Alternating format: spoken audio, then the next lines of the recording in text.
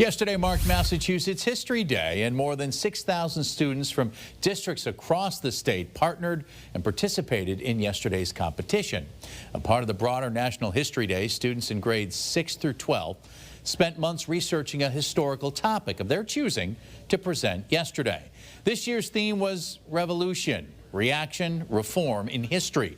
We spoke with one student who described how his project related history to the modern day.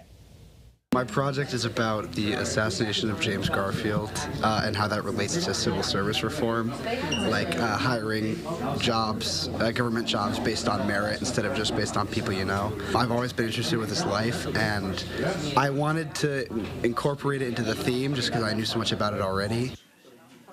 Besides educating students on our country's history, this helps develop strong research and literacy skills, along with important presentation and social skills.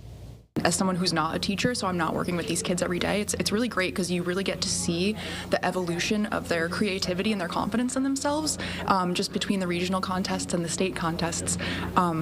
So it's really great seeing kids build up that confidence and really, nurture their creativity and seeing what they come up with.